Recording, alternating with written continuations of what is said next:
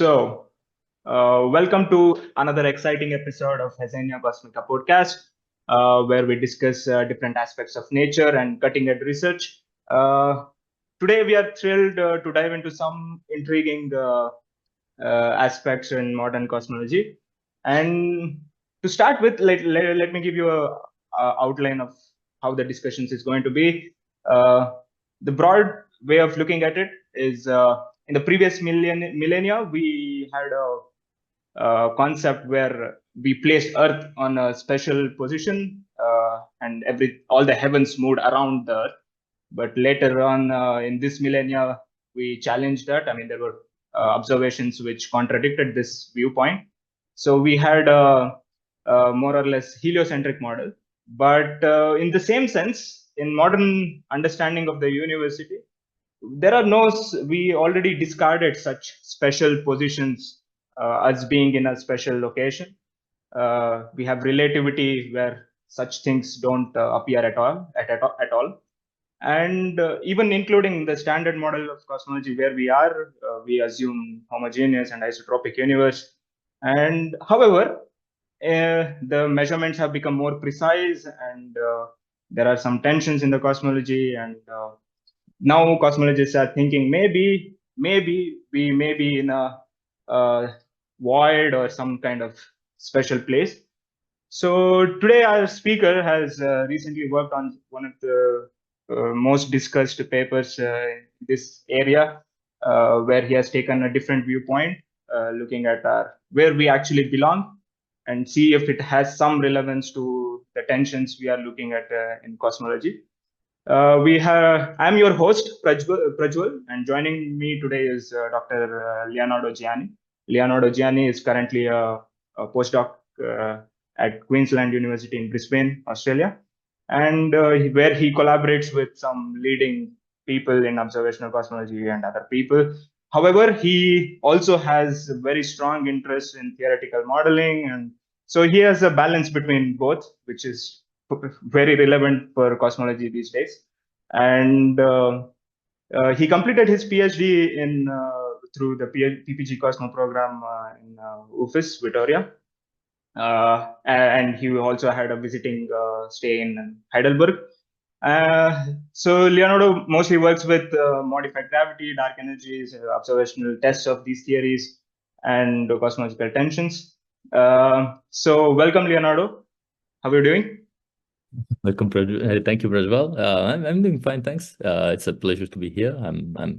Thank you for inviting me. I feel flattered. I hope I won't shame myself, but happy to try to answer all your questions. Thank you for the introduction also. Very well. So I think maybe we can start with a very very brief understanding about how Hubble discovered. Okay, so Hubble discovered a century ago that universe was kind of expanding rather than being a static universe, and it led to this famous statement of Einstein withdrawing his cosmological constant, which he put for the universe to be static. Sorry. So can you tell us how we discovered the universe was accelerating, and what it led to later on? Sure. So first of all, I would like to stress that Hubble discovery was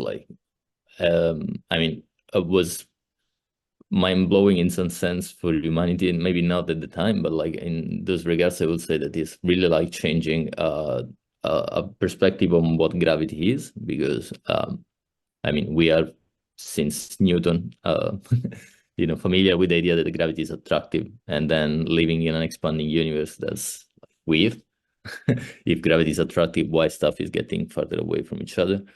And it all comes back to the fact that when you take Einstein equations and you just assume homogeneity in dissolvability or large scales, so some sort of Copernican principle, let's say that the universe more or less looks the same everywhere, and you fill it with matter, the solution shows an expanding or contracting behavior. So it's either one of the two. That's one of the reasons why Einstein introduced the cosmological constant, because it's actually with a very fine-tuned solution to avoid either the expansion or the contraction, and also an unstable one. So he wasn't too happy about that. Yeah. But yeah, so the point is like you change the theory of gravity, you move from Newtonian gravity to Einstein GR, and you find out that weird solutions appear, like black holes, like gravitational waves, but also like Friedman Robinson Walker, which predicts an expanding universe. So a universe which is the same everywhere, full of matter, expands. For me, this is already like a bit of, if not concerning, at least very counterintuitive. I Yeah. remember when I started doing cosmology, that was like, oof, this is intense. Like, Yeah. to man, but that's at the end that was the case, and Hubble, in a few years later after that, the Friedman Robinson Walker solution was proposed, using the work of Henrietta on Cepheids, which basically Henrietta discovered for the first time that Cepheids could be used as standard candles, so they are objects which have some standard properties. Hubble used those to measure the recession velocity of galaxies, and he found the very famous Hubble relation, the Hubble law, which relates the speed of a galaxy with respect to us to its distance, a linear relation between distance and recessional velocity. Yeah, so basically it's a 10-year history of like Einstein discovers GR, someone solves it in a very simple framework, and someone else find an experimental evidence of that. Yeah. So But it's, yeah, after, I think the interesting thing happened after like maybe 75 years after Hubble's discovery, that we not only found universe was expanding, but it's somewhat accelerated in expansion. So yeah, how did that happen? yeah, that's also mind-blowing because, like you already put a lot of effort to understand that the universe is expanding, but at least since gravity is attractive, what your equation predicts, if you put normal matter, is that the expansion slows down. Like, at least some common sense about the nature Yes. of gravity. And then in 1998, 1999, some people working on the supernova cosmology project, or I forgot the name of the other experiment, but essentially two groups, one led by Sol Permutter and one led by Adam Rees and Brian Schmidt, discovered that the expansion of the universe at recent times started accelerating, which is also, again, like challenges again our complete understanding of what gravity is doing. That's extremely cool because, as a physics students, I was used to the idea that all the stuff was discovered before I was born. Like all the interesting science happened while I was somewhere else, let's say. And instead, like this is 1999, I was 10. I was watching Pokemon while people were discovering that the universe is accelerating. So that's also incredibly cool about cosmology. Yeah, the way they do that is essentially kind of very simple. So there are these objects which are called supernova type 1a.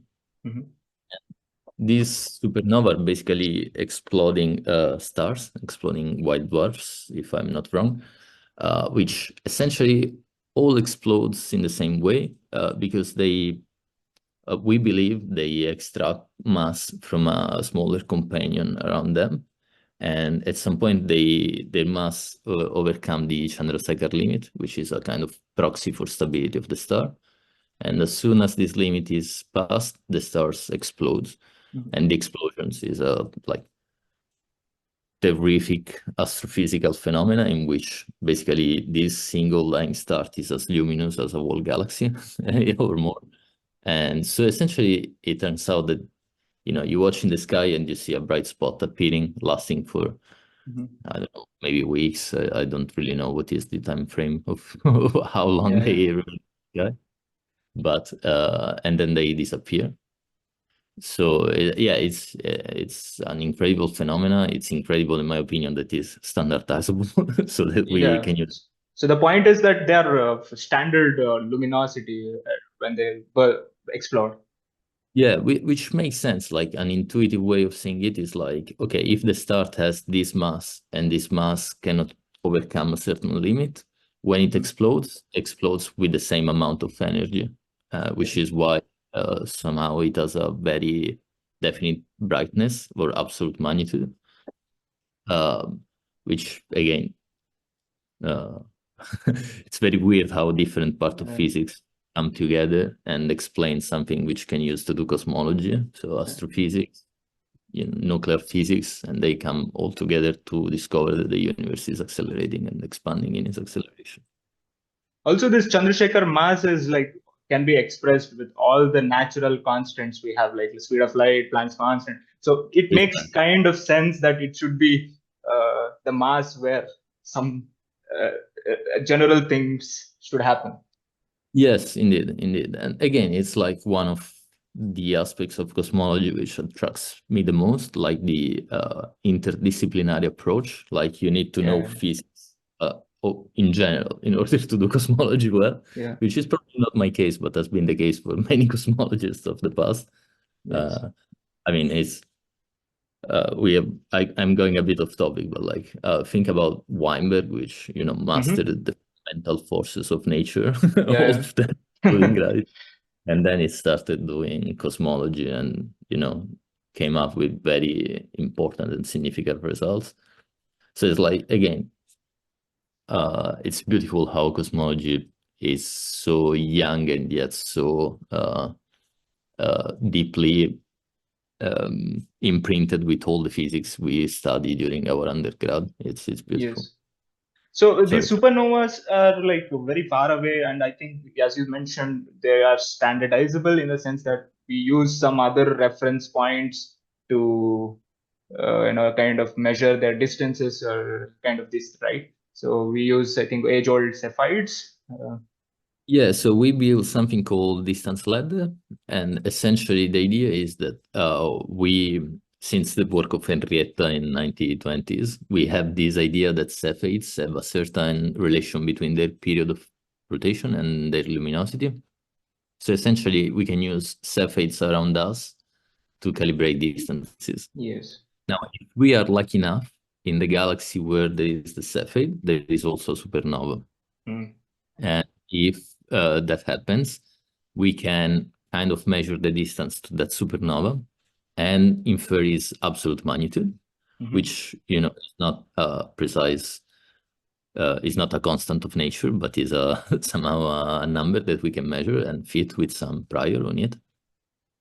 And by the inference of this absolute magnitude, then looking at the other supernovas much farther away, we can get an idea of their distances too, because the light gets dimmer as the supernova, like the farther away the supernova is, the dimmer is its light. So essentially we can anchor our supernova, so get a prior on the absolute magnitude using Cepheids nearby us, and then construct this distance ladder, extending it to extragalactic and eventually cosmological scales, which is also pretty cool. And this has been the way that energy has been discovered.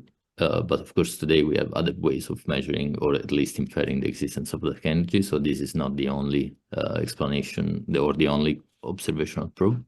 Yes. But I would say that at the end of the day, you need two quantities to infer the existence of dark energy from supernova. One is their apparent magnitude. So from subtracting the absolute one, you can get a proxy for their distances, and their redshift. The redshift of their light tells you how fast they are moving with respect to you. And, both quantities, if there is a cosmological model, can be sort of predicted from theory. And you can compare the model with the data and see if the model is correct or not. And what Rees, Permuter, and Schmidt found is that essentially the model, which assumes only matter in the universe, cannot explain the dimmering of light from supernova. Yeah. And they realized that at some point they just started to speed up. Yeah. And that's the acceleration of the expansion of the universe. Which it should have taken them by surprise, because all we see is matter and there is something else. It's crazy to even imagine what else it could Yeah, I will not say by surprise, because there were other evidences for something was wrong in the Einstein de Sitter model. Einstein de Sitter model being a universe with only standard matter, essentially.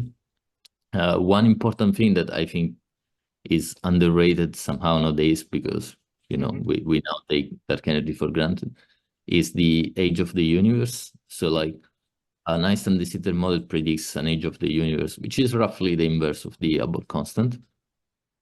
And if you assume only matter, this age of the universe turned out to be shorter than the age of the oldest objects that people could see in the sky. There was a lot of discussion, of course, because it was like, yeah, maybe we are dating these objects wrongly, or like, when astrophysics gets in the way Yes. of cosmology, it's very hard to make definitive statements.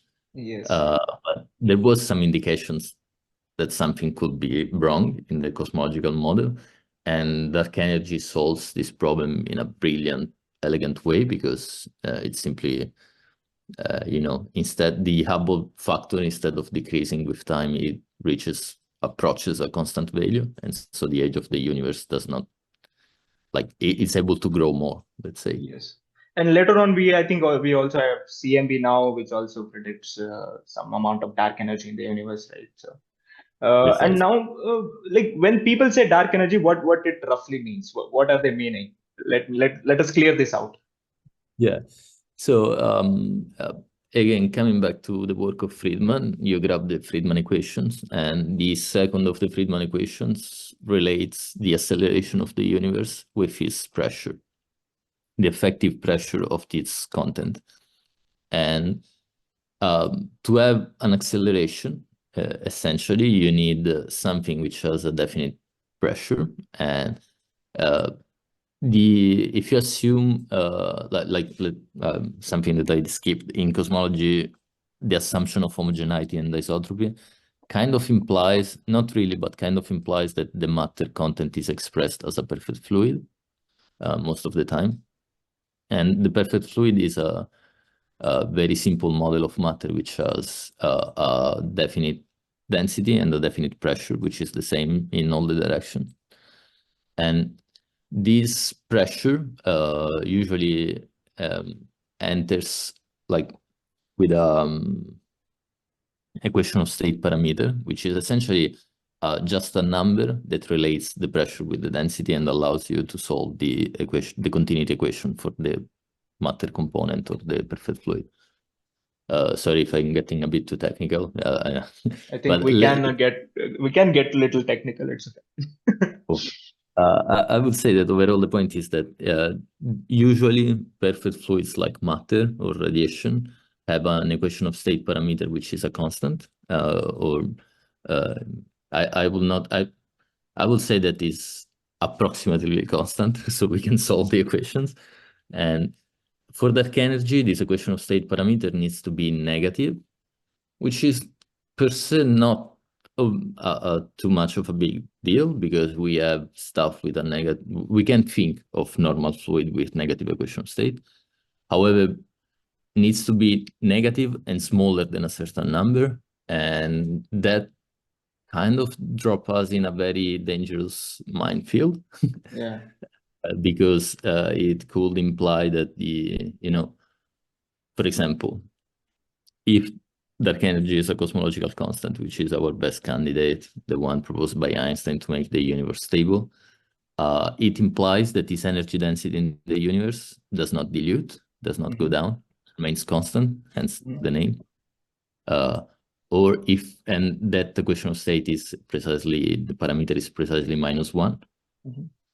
If dark energy would have an equation of state which is smaller than -1, it would imply that its energy density grows with time instead Yeah. of dilute.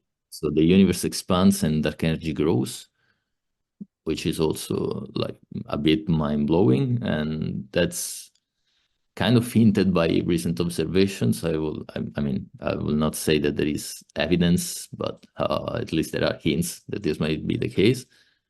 And so like it's pretty exciting.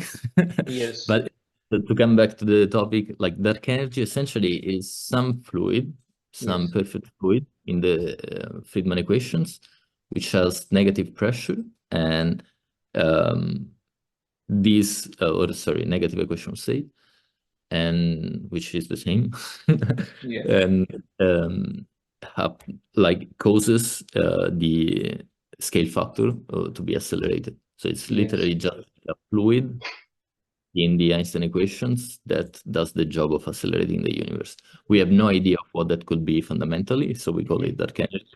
Mm-hmm. And of course, we have some preferred candidate, which looks more natural, Yeah. and other candidates which are completely exotic, which are also very cool. Yeah. So these dark energy, even if we associate some particles to it, maybe they will be very, very less massive. So let's forget about ever being detected. But however, we can know the nature of dark energy.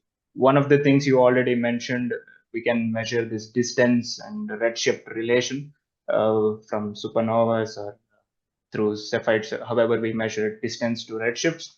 And we can know a little about the nature of the dark energy. The other way would be, of course, if something is expanding the cosmos, then it should also affect how the matter clustered in the expansion of the universe in the history.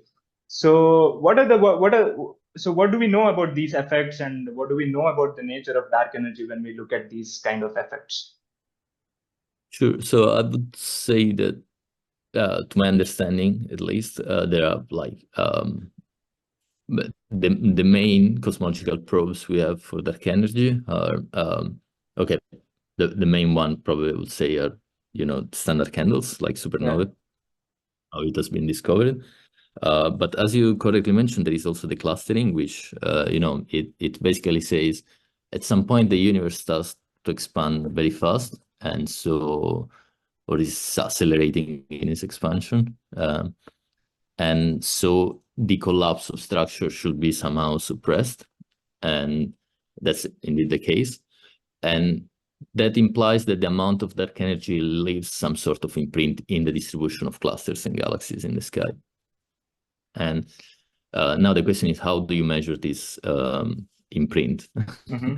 And there are a few ways. For example, you mentioned the CMB, and the CMB is sensitive to the amount of dark energy in the universe through something called integrated Sachs-Wolf Mm-hmm. effect.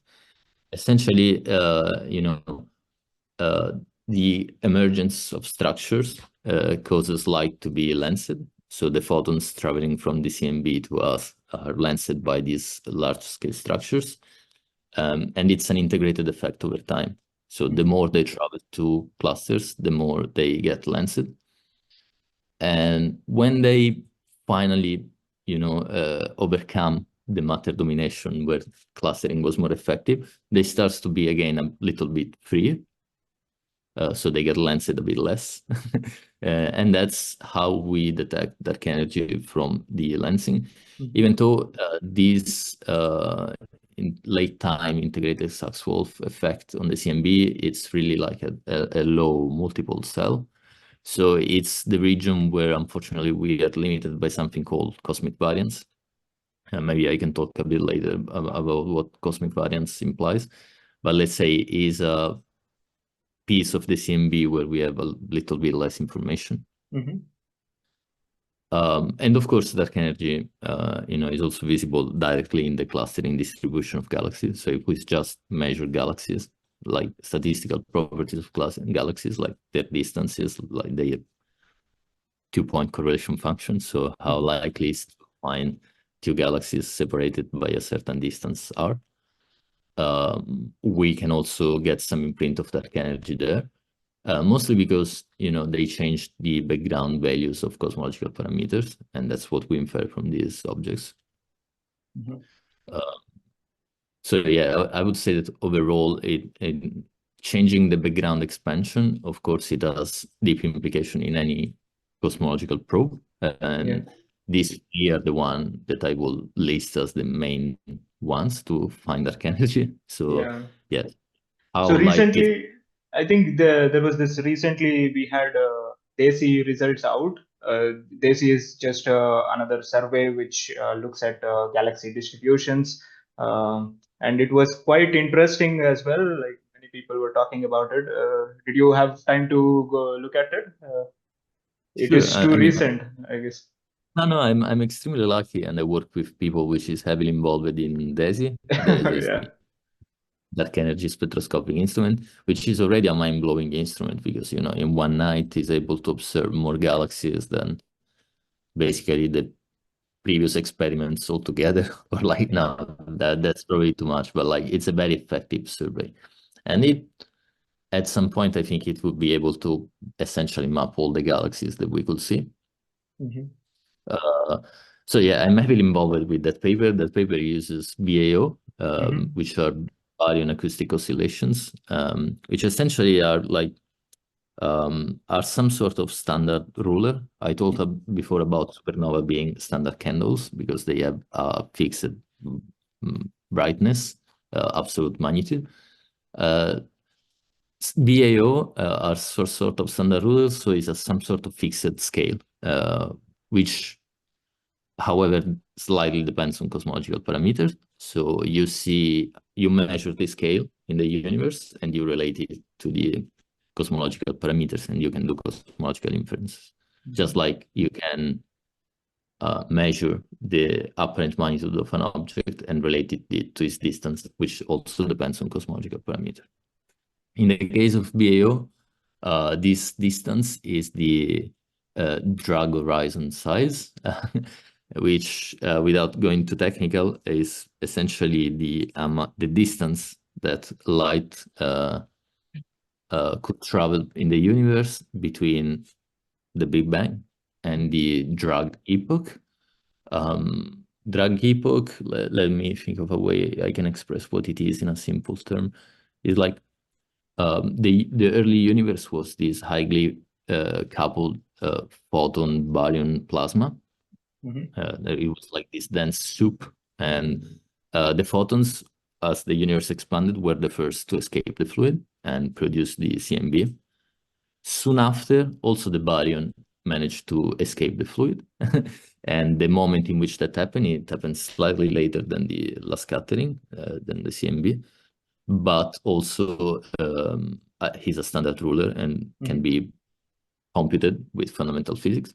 So what BAO measurements is essentially this drag scale, so the distance that sound waves could travel in this highly tight coupled plasma from the Big Bang to the combination, so somehow.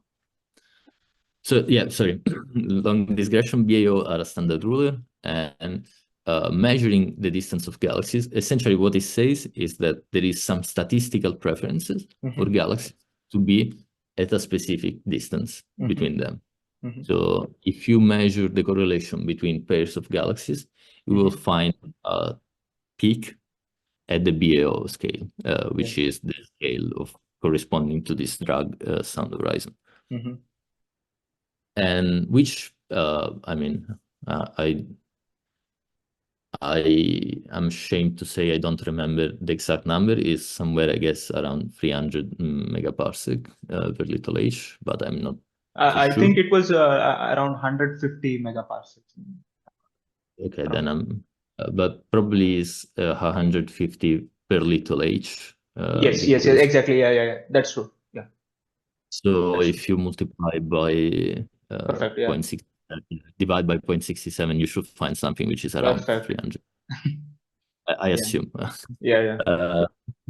But so there is some sort of peak in the matter power spectrum, some preference for galaxies to be at this distance, and this is a statistical preference. It's very hard to see it by eye in a galaxy that need very sophisticated statistical machinery.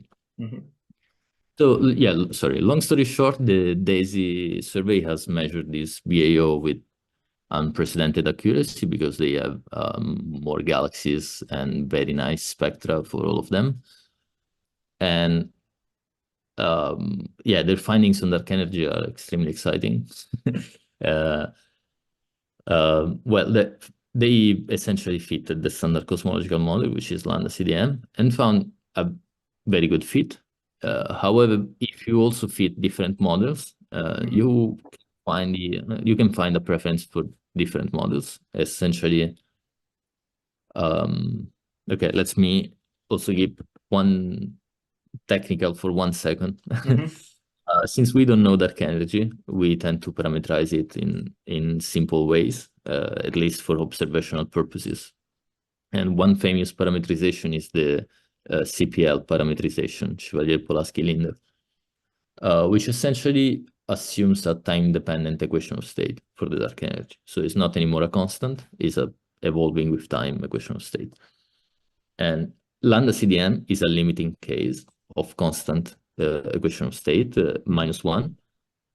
WCDM is another limiting case of not evolving dark energy with a constant equation of state, whatever that is. And now, if you compare constant equation of state with cosmological constant, the data prefer a cosmological constant in these DESI results. However, if you fit time evolving dark energy, there is a mild preference where mild I would say 2 sigmas. Sigmas units standard deviations is kind of a measure of how statistically soundful a result of a preference is. For time evolving dark energy, which also is phantom, so it has an equation of state which is smaller than -1, which, as I mentioned before, it means that the dark energy fluid might grow with time instead of being constant or diluting, which is very exciting because, again, it's like forcing us to rethink once more what we know about particle physics.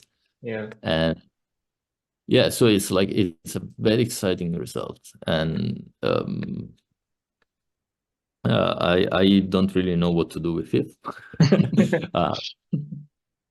But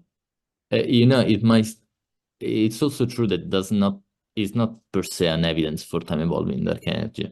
But it's telling you that the lambda CDM has some, which is the standard model cosmology, assuming all dark matter and a cosmological constant, is having some troubles now that we are in the... So now that you have mentioned this is already suggesting some problems to suggesting that there might be some problems with our standard lambda CDM model.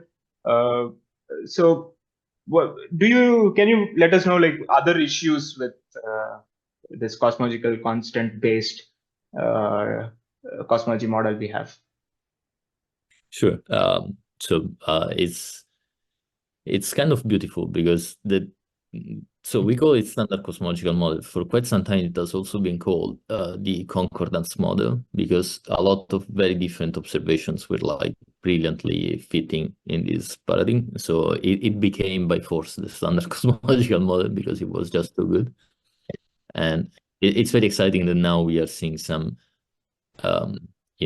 weak point that can tell us that maybe it's not so good, it's not so concordant anymore. And I mean, it must be said, like, I don't think that there is any cosmologist that believe that the lambda CDM is a fundamental model, or like it must be the truth, absolute truth. We kind of already know that it's an effective model in which there are some dark energy which is roughly constant with time, and some matter which acts only gravitationally. That's its essence, and that the universe is homogeneous and isotropic, statistical. So this, like, lambda CDM is just a shortcut for these three properties, but it's an effective model. We don't know. I mean, we don't know why there is matter in the universe because we don't know how to explain the matter-antimatter asymmetry. So clearly, summarizing the matter in the universe in a parameter called omega m is just an approximation, a very good one, but an approximation. And the same must be true for dark energy because we do not understand dark energy. What do I mean with that is that essentially our best explanation, the cosmological constant, it has been defined for a while the physics most embarrassing problem. It was like a clickbait title, but I like to put it in my talks. Essentially, the problem with a cosmological constant is that it is extremely fine-tuned, in the sense that a slightly different value of the cosmological constant would have a tremendous impact on the observations nowadays. And what is the fundamental explanation for a cosmological constant is the energy density of vacuum space. And now, classically, ascribing a number to this quantity, the energy density of the vacuum space, is not a big deal. Like we could do that and say this is just the constant curvature of space-time, which is essentially what Einstein did, introducing the cosmological constant into his equations. However, the fact that this number needs to be so precisely fine-tuned is a bit annoying from a theoretical point of view, because, you know, if it was larger or smaller, let's say it was much larger or slightly larger, let's say, it would imply that structures cannot form in the universe, because the accelerated expansion will start much quicker, and so we will not observe any clustering, we will not be alive. By the way, there is a very cool paper by Weinberg, which is called Anthropic Bounds on the Cosmological Constant, or something like that, which essentially computes an upper bound on the value of lambda based on the existence of structures. Like, I found that paper very cool. So I like to share it whenever I got a chance, also paying my respect to Weinberg. And so, yeah, it's like, there is this sort of fine-tuning problem which is associated with it on a classical level. On a quantum level is even more annoying, because if that's the energy density of the vacuum, it means that all the particles in the standard model should contribute to it. So all the quantum fluctuations of all the particles in the standard model, of the fields in the standard model of particle physics, not of cosmology, should contribute to this vacuum energy density. And if you do the math, I'm not really an expert on the QFT side of it. I studied this stuff when I was a kid. I'm implying when I was 25. That would be a good exercise to study it as a kid. Yeah. And I remember that. I know that, like, the QFT prediction is several order of magnitudes larger than the observed value, and several order of magnitude means that it range from, let's say, 40 to 120 orders of magnitude, depending on where you put certain cutoffs, or depending on which field you choose to consider in your vacuum contributions. So it's like, essentially, this has been a big problem, even when the people was convinced that the universe was Einstein de Sitter. Like, how does the vacuum gravitate? Like, what's the gravitational properties of the vacuum? Because they would imply some sort of cosmological constant, but too large to allow the existence of structures. And so this, like, at the time, that was called the old cosmological constant. No, I'm joking. It's now called the old cosmological constant problem, which is why the cosmological constant is not zero. So nowadays we call it the old cosmological problem, because we measured some sort of effective cosmological constant. So the new cosmological constant is why the cosmological constant has precisely this value. Overall, I will say that the point is that theoretically is a very unsatisfactory answer to the problem, a cosmological constant, because if you don't have any mathematical tool to predict its value, or some explanation for this fine-tuning, it's just too coincidental to be acceptable, unless you recur to some sort of anthropic consideration and say, well, if it had any other value, we will not exist, so we could not ask ourselves this question. Which is, I mean, I think it's the best we can do at the moment, but still not very satisfactory. So yeah, the point, dark energy as a cosmological constant is very effective. At least it was till the ER5 DES supernova and the DESI BO measurement, but it has some problems, fundamental theoretical problems. So we could consider it just as a phenomenological description of what dark energy is. The problem comes when you try to get a more fundamental explanation for a cosmological constant or for dark energy, because there is a very powerful theorem from Lovelock. Essentially, it tells you that if you want the Einstein field equation, you have a very let me put it another way. There is a certain set of assumptions, and if you consider only these assumptions, then the Einstein field equations are the only possible theory of gravity with a cosmological constant. So it tells you that essentially, if you want to look for different dark energy explanation, you have to violate any of these conditions, one or more. And these conditions, unfortunately, are very sensible from the physics point of view. Like, they look very interesting. For example, you want a metric theory of gravity, so described by geometry, which was the beautiful property of Einstein's general relativity, that space-time is geometrical and is evolution termed by matter. So you either have to give up to the fact that there is a metric theory of gravity described only by the metric tensor, or you have to give up that it's at maximum linear is in its second derivatives, which is also a nice soundful properties of physics, because we always deal with second order differential equation. We like everything is an oscillator. Yeah, exactly. Precisely. And if you start to put higher order derivatives, instabilities pops up. They are not forced to exist, but like, it's very difficult to avoid them at least. And of course, there is a huge work in the literature in the field, because we cannot just discard possibilities because they do not look soundful, but it's very complicated. You can go to higher dimensions, so you can maybe I already mentioned that, but we like space-time to be four-dimensional. But string theory are clear examples of how you can overcome this issue.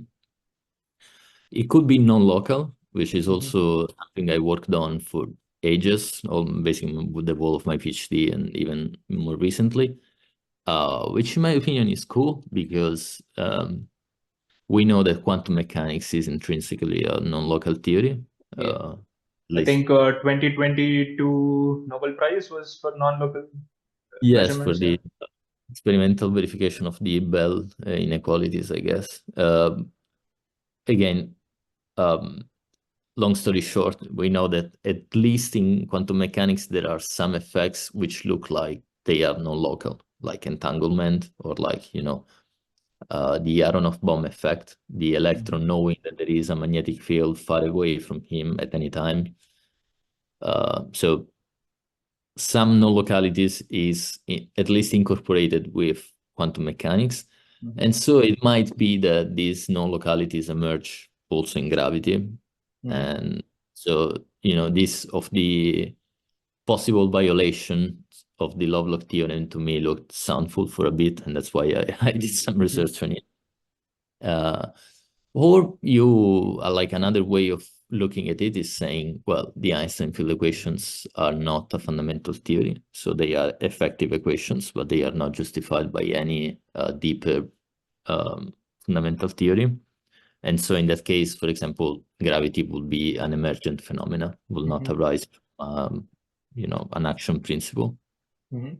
So all of these are possibilities to avoid the Lovelock theorem. And so all of these possibilities, actually, sorry, I forgot one important thing. Saying that gravity is not metric implies the addition of further degrees of freedom in the field. So you can, introduce fluids like dark energy, scalar fields, other tensor fields, bimetric gravity, back to tensor gravity. So you have like you start to increase the degrees of freedom and add more fluids that interact with the space-time and change it. This is also been, I think, is the most studied alternative, like scalar tensor theories in general. But so yeah, like there are a bunch of ways to come out to the, you know, to try to extend general relativities. You can consider individually these possibilities or permutation combinations of them. It's a lot of work. Adding an extra field also would make a sense, because we have a metric theory which explains the gravity. Maybe we have vector fields which explains the photons. Why not have a scalar field which explains the quintessence or the expansion of the dark energy? Why not? So it kind of, possibility. No, I agree. I mean, from my perspective, the thing is about the symmetry, you know, like we know how many, like, I mean, we assume that there are a certain number of particles in the standard model because there is some symmetry principle behind. It's very unnatural. Is the SU2 times SU3 times U1 hypercharge standard model of particle physics. So yeah, strong electroweak and hypercharge symmetry group. Whatever that monster is, it gives you a bunch of particles. So you expect those particles to exist. You look for them, and you find, for example, the Higgs, or the, you know, the tau on the neutrino tau or whatever. So like you have a symmetry principle that guides your theory.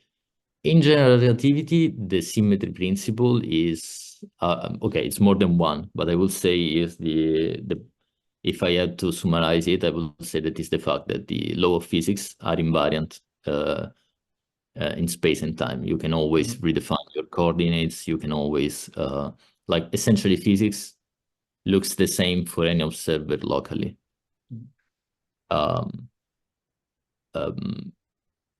Which is very powerful. That's why everything is relative to the observer. It's why the name is relativity. Adding scalar fields that couple with gravity in this non-trivial way kind of alters a bit this, or, you know, limits a bit the symmetry property.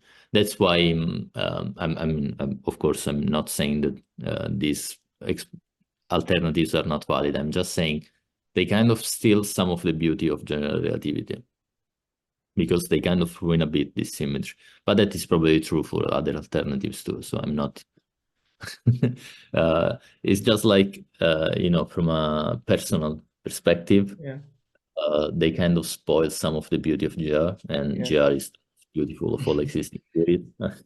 So I think when building models to explain the dynamics of the cosmology and what we see, I think the one thing we have to keep in mind is consistency. So a model should predict consistent results which matches with our observations. Where we are having problems with lambda CDM now, we have two kinds of measurements, and lambda CDM doesn't seem to have been, when we measure these two things, there is some inconsistency in our results. Well, can you tell us more about this? What's going on?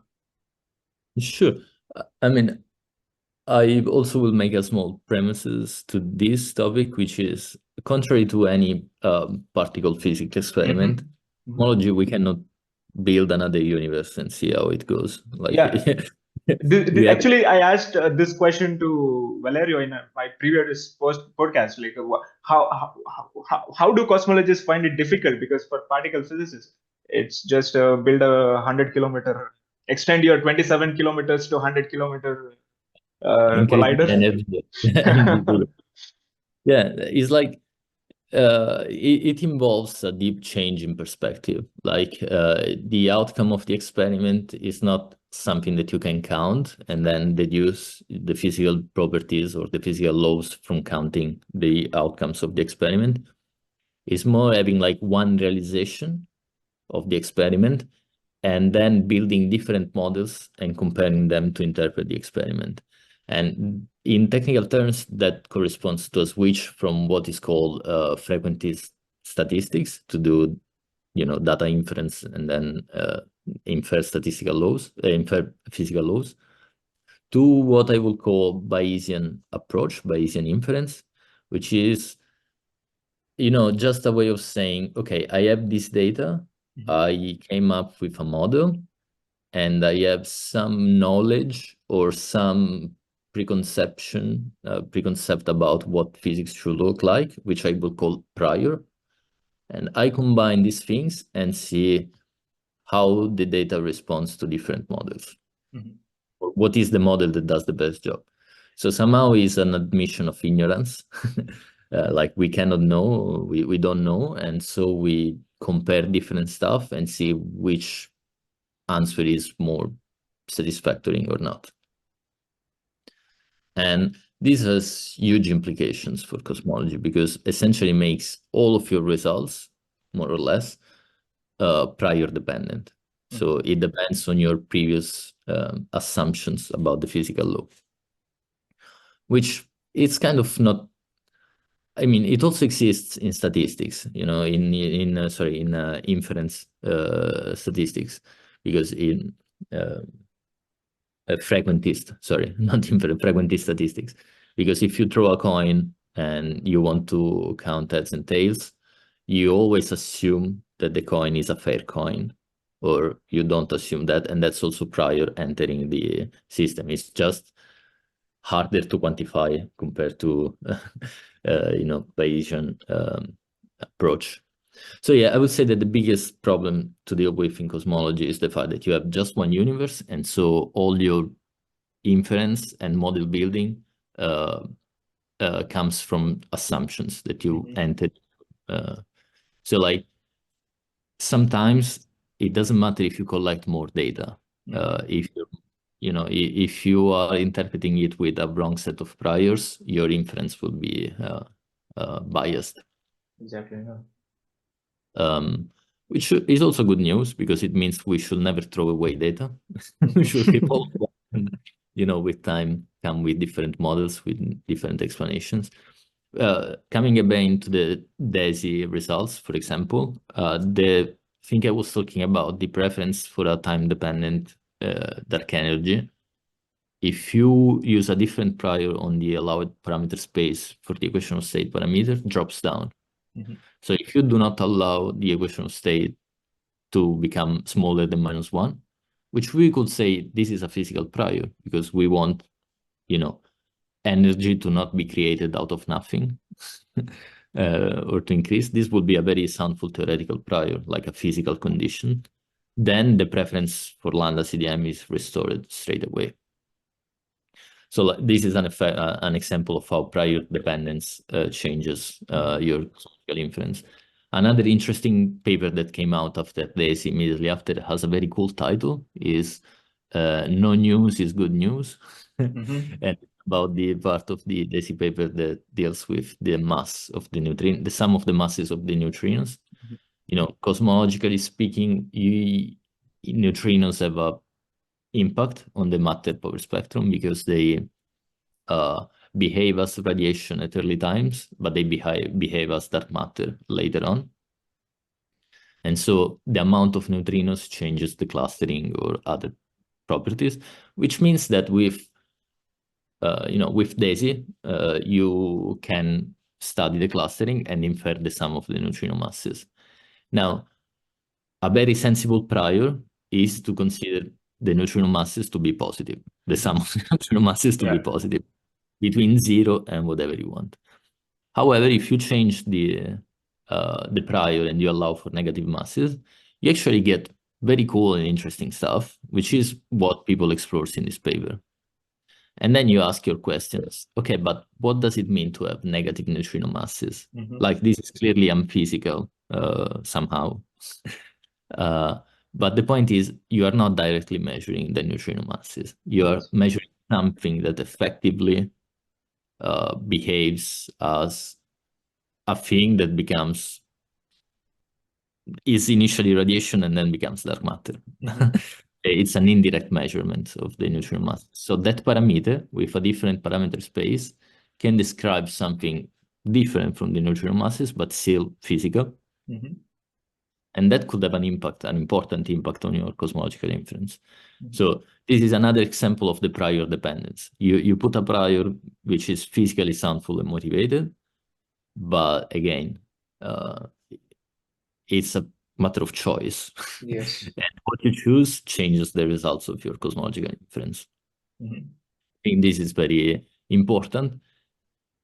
And when you start to think about the so-called cosmological tensions, so now I can finally answer your, your questions about what the cosmological tensions are. Essentially, for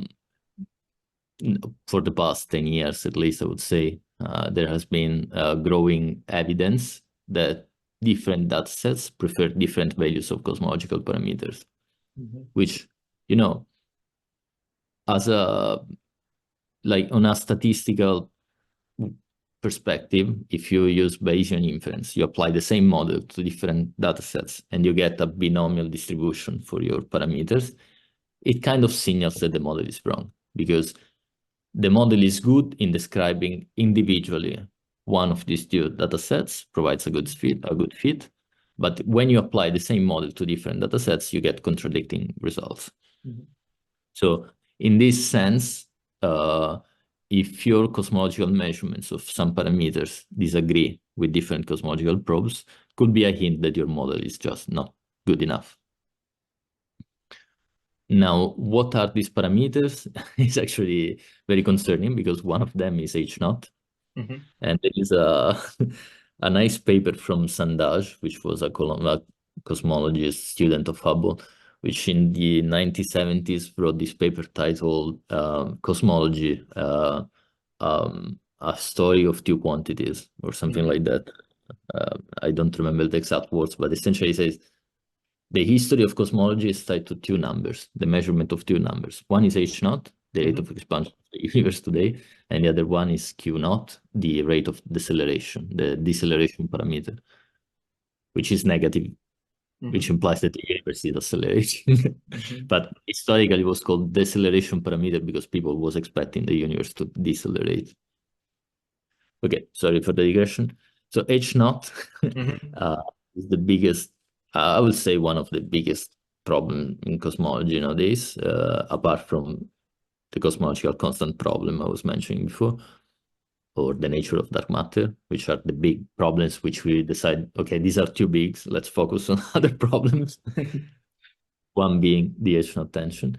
And essentially is a 5 sigma incompatibility between measurements of constant from local universe probes and distant universe probes. Now, what does it mean 5 sigma? It means that if you suppose you have a true value, which is somewhere between these two, and then you pick random measurements of this value, of course you have a certain probability of measuring the wrong number for excess or for defect. The probability that that happens, that the two measurements disagree so much, is less than 1/1,000,000. Like it's very, very small, and that implies like that somehow you are doing something wrong. Sorry. That being said, of course, this is not a random measurement, and we are not randomly selecting a number from the outcome of the same experiment. So there could be at play some systematics. One important consideration to do for the H naught tension is that when we say late time measurements, we say stuff which happen like cosmological probes which are in the nearby universe. And these are tied, anchored to the Cepheids somehow. So to calibrate the distance ladder nearby us, you have to use Cepheids or similar anchors for your distance ladder. So if there is some systematics in that calibration, that will also affect your cosmological inference. What the supporters of late time measurements of H naught, like essentially Adam Rees, which won the Nobel Prize for the discovery of dark energy back then, say, okay, we spent the last 10 years excluding all the possible systematics, and we get this measurement, even if we change the data, even if we reobserve the surface all the time, like they are pretty confident that there's no systematics induced by the surface in their measurements. And then you get the most soundful experiment of modern cosmology, Planck, the Planck satellite, which is, by the way, the ultimate anisotropies experiment, because it already reached cosmic variance limit, which implies that you cannot do better than Planck in measuring the anisotropies of the CMB. And this observation, like these measurements, gives you an H naught which is smaller than the one observed by this. For reference, one is like, let's say 67, 68 against 73, 74. So yeah, close, but not close enough, especially because with the error bars included, they are 5 sigma farther away. The error bars have consistently gone smaller and smaller, especially with, like the CMB one are ridiculously small. That's why it's a beautiful experiment. I think we have for supernova 1% level accuracy around. Almost, like it's 73 plus or minus 1.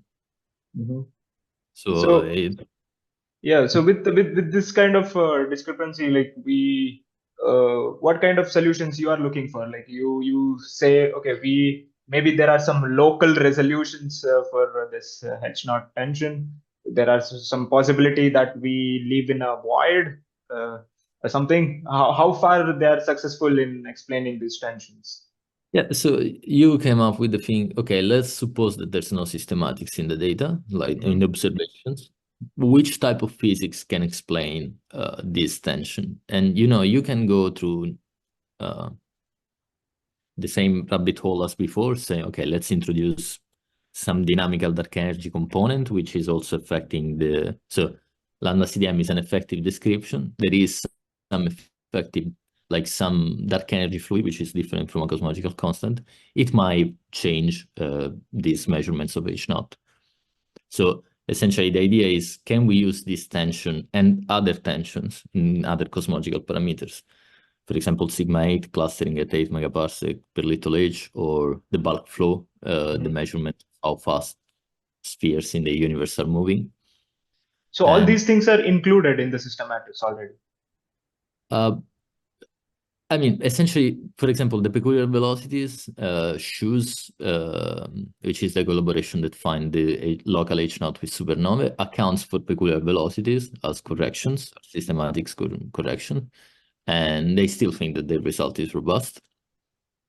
That alternative dark energy models are not clearly included. The H naught shoes is a test, is a lambda CDM test. So yeah, what I wanted to say in general is, like, there are several tensions in the cosmological model, but which type of new physics you need to solve them? And that's the $1 million question. That's where the money is. And if you look for new physics, of course, you can go, introduce new scalar fields, new dynamical dark energy, evolving stuff. And these possibilities have been explored a lot over the past 10 years, like not exhausted, but like basically almost every day or every 2 days there was some paper on the archive exploring a new physics solution for double tension. But of course, people also try to use some weaker points of the lambda CDM, which do not involve exotic physics. And one of these was an old idea that actually was considered for the first time to explain dark energy. The fact that if we live in an underdense region of the universe, it would look like stuff farther away from us is moving faster. And so in this sense, living in a void would have been one explanation for dark energy. It has been found that this is not the case. Like, it's very hard to explain the wall of dark energy away by saying we live in a void. But people was like, maybe the same idea applies for the H naught tension. And we can explain dark energy by saying that, explain the H naught tension by saying we live in a void. And this has been kind of refuted, for example, by Valerio, that you had. before, like he studied a lot on this with one of his students, which now is postdoc in the US, David Camarena.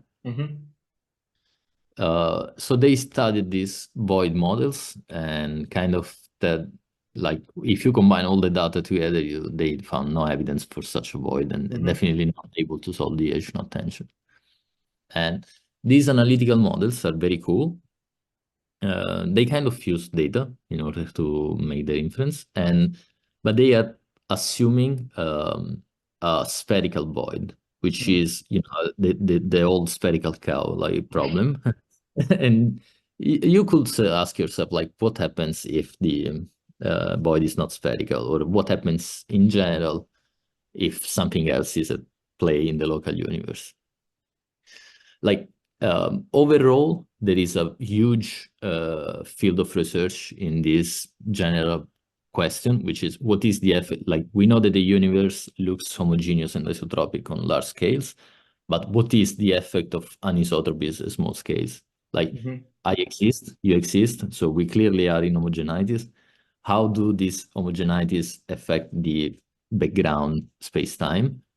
And the actual technical name for this is back reaction. How do back react on the space-time? How inhomogeneities back react on the background space-time? And it is very cool field of research. It's a very cool field of research. It's a bit of a mess because if you Google it, you find a paper like the question is there any back reaction effects in the universe? No. The title and first word in the abstract, and it was from Wald and collaborators.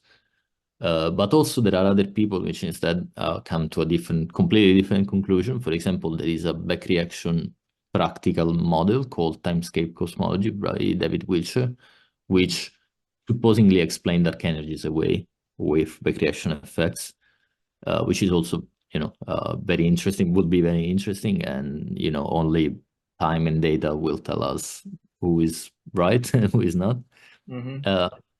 My 2 cents on the subjects were like, okay, we have this Hubble tension, and we definitely have some inhomogeneities around us. Let's try to compute in an effective way what is the impact of these inhomogeneities in our local environment. And it took away 1 year of my life, more or less. As a Good, I subject. guess. Yeah. It forced me to learn how to code, which is something I recommend to everybody to learn because it's very helpful. Yeah. And That's what, like, when I first came across your paper, that's what crossed my mind. I knew Leonardo Giani as a very theoretical guy, and he is based in Australia, where he's surrounded by people who know how to analyze data, like some of the experts there. Like, how is he managing himself, adjusting there? I was thinking. yeah, it's very cool because you are surrounded by people which is extremely good in what they do, and they provide you a different perspective on what you're used all the time. And I think for a theoretical physicist, that's paradise. Like, you want to be in an environment in which people is giving you data, telling you all the time, this is what we can actually measure. Wow. Yeah. Stop, daydreaming about stuff. This is what we can measure. Yeah. And this is, I mean, it was definitely cool. And I mean, while I was here, the people the people in my group are experts on peculiar velocities in the local universe.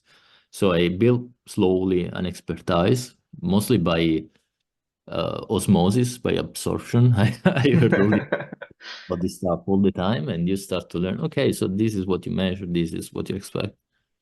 And my idea to test back reaction effect was based on the fact that there is some sort of degeneracy between peculiar motion and expansion of the universe. You cannot really fully disentangle the two if you don't assume.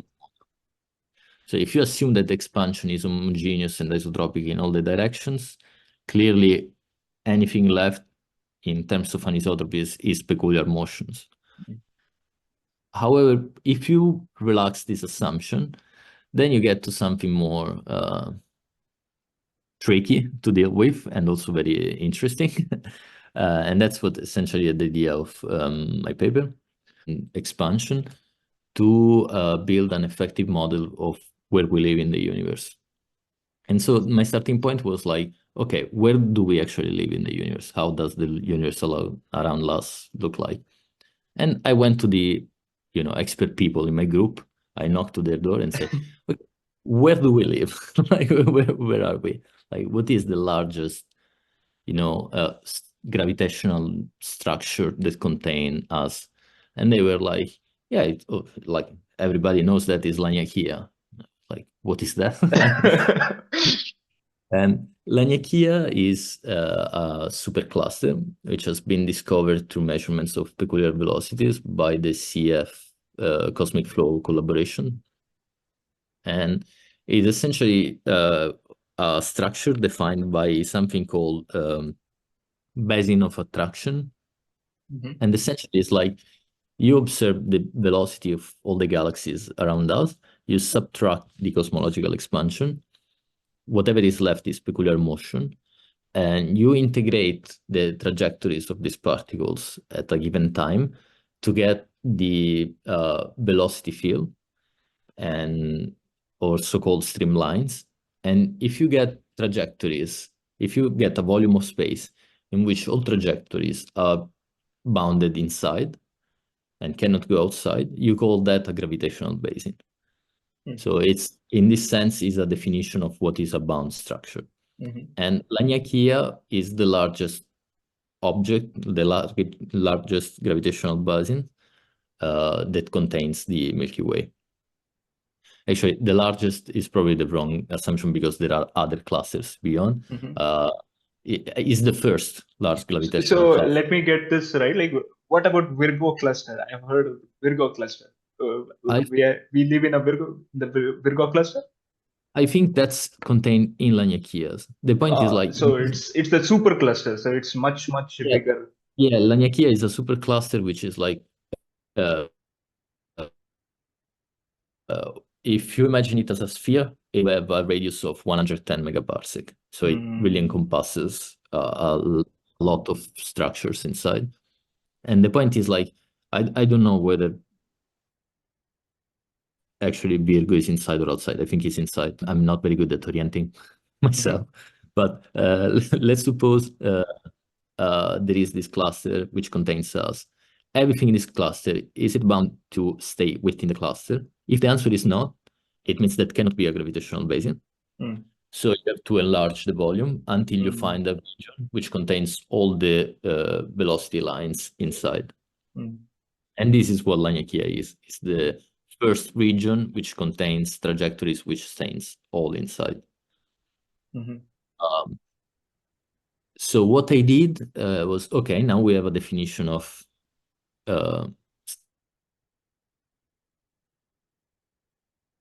local structure where we have to model it. And essentially my exercise was like, what if all these peculiar motions are not just peculiar motions, but is expansion of this cluster, like a gravitational expansion of this space-time region. And I had some reason from previous work of mine to believe that it should have a ellipsoidal structure. There is a work of mine in which I basically study gravitational collapse beyond spherical symmetry, and I found that a very neat geometrical solution, which is a complicated anisotropic space-time. And Bianchi 9 kind of predicts structure that are still expanding to be almost spherical with some eccentricity, so ellipsoidal with some spatial curvature. So I pick up an ellipsoidal shape, I fitted it to the actual form of Laniakea, and I found, first of all, very first surprising result, the fit is good. So the fit is decent, so it kind of look, if not like look like an ellipsoid, as decently small deviations from an ellipsoid shape. That was cool. And then the other prediction that my model had was like that in this ellipsoid, each of the principal axes expand at a different rate. And that's what I did also in my model. I say, okay, now I allow for 3 different Hubble factor, Hubble rate of expansion in 3 different directions. And I also fit for these 3 numbers. And the fit was surprisingly good, much better than a spherical fit, in which I assume a sphere and both a fixed radius. And so then it's a data analysis calculation to fit the observed velocities with an expanding geometry. And after that is a theoretical exercise, because you have to grab this new geometrical model and try to infer how distances change with this different space-time background. And very neat, fun GR exercise. When you finish, you have a new recipe for distances. You can use this new recipe and apply it to supernovae, for example, or cosmological probes, which is what I did. So I took again the supernova from shoes, I did the math, and I computed H0 again. And my hope was to solve, of course, to solve the H0 tension, or to get something like similarly. I was very biased at the time because I knew that a void would explain, but I was also considering a cluster. So why should a cluster explain? Like, it's counterintuitive. However, I was hoping that the anisotropy of the cluster, the fact that we were biased in looking in 2 different directions, would somehow explain away the Hubble tension. So my real progress in this regards was like, what if there is just an intrinsic difference in the supernovae we see in this direction and the one we see in this direction? That was my hope. It was not fulfilled. And what they found is that the accounting for these effects, the H0 tension is even worse, and you get a higher H0. Which again is like, it was at the beginning disappointing, but then also not anymore, because it's like, cool. So we now have at least one answer of what is the Lagrangian in our And so if you want to explain the H0 tension now, you have to do slightly more. So us being in a supercluster will not help us solving the problems we have in the cosmological tension. Exactly. Precisely living in such an anisotropic supercluster. Exactly. And now trying to explain it with a void is harder, because you should put a larger void around this supercluster and say, okay, the void needs to be deep enough that it compensates the effects of the cluster and explains away the Hubble tension. So in these regards, I think it's a very neat result. Now I'm now studying voids to extend this result and be more complete. But Lagrangian is already very big. Like, it's a very big cluster. And you expect, so Lagrangian is, as I mentioned, if it was a sphere, it would be 110 megaparsec radius. So from side to side is essentially already larger than 200 megaparsec, 300 in major semi-axis, and 300 megaparsecs per little h is really starting to hit the homogeneity scale, the scale at which the universe should look homogeneous and isotropic. So I think that it's very unlikely that any local effect can be able to solve the Hubble tension. I think you need to go a bit farther away. So with this, where do you think we are at now? Like, with your results and other results on local explanations going not very satisfactory in explaining these tensions. So where are we at? Where do we stand in the present day cosmology, and what do you look forward in future? What are your hopes or expectations in the coming future? I mean, the politically correct answer to the question is we need more data, and when we will have data, we will make more conclusive statements. But my personal answer is I'm very excited. I mean, I'm seeing the field evolving at a speed that is like it's not what I do expected from physics at all when I was a student. Like I was like, okay, we need our years of time, like to measure stuff. Instead, it's evolving greatly, and the merit for that is clearly to be given to observational cosmologists, which have built these instruments, and they are like, collecting stuff and proceeding at the pace which is almost, uh, I have not enough words to praise these people and the amount of work they do. I myself am in a collaboration. I'm part of the Dark Energy Survey collaboration, and the amount of work that these people are doing is just, it's worth praising. Like I think they are not praised enough. And essentially what I'm saying is, like, with all this new stuff, I believe, that's my personal idea, that independently from the H-naught tension, we are really reaching the limit of the lambda CDM as an effective model. And I expect this paradigm to change very soon. Like, I don't know for what, but I can say that it's clearly a mess.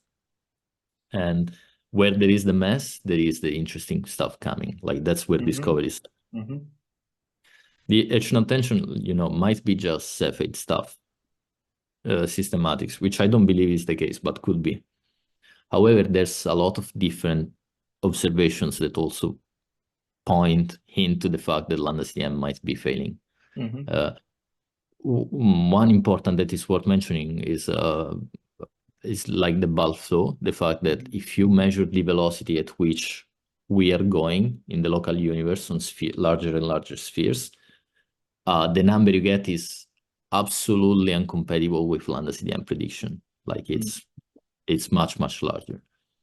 Of course, here the astrophysics and the systematics are also kind of strong and getting in the way. But like, this is also something that, has a huge implication, because in my opinion, the new physics we are looking at is involving general relativity effects. Like, my hope is that the reason why we observe these failures of the model is because we do not understand GR enough on nonlinear scales, or we are like still at the spherical cow level. And a good understanding of, and that requires a lot of theoretical work, a good understanding of what happens at those scales is pivotal, is crucial to move forward, because observations are already ahead of theoretical physicists, I would say. Like, so we need to, understand our theories more to get to that point. That's my hope. I mean, you clearly put your very unique perspectives, and thank you, Leonardo. And it was amazing talking to you. And I'm sure, at least I am very inspired after talking to you for this hour. And I hope the viewers or listeners are as well. And I wish you the very best for your future endeavors, future works. I hope to see in more podcasts with more new works to discuss about more new things. Maybe once we solve hypertension or something, we'll get back and have a podcast again. So thanks, Leonardo.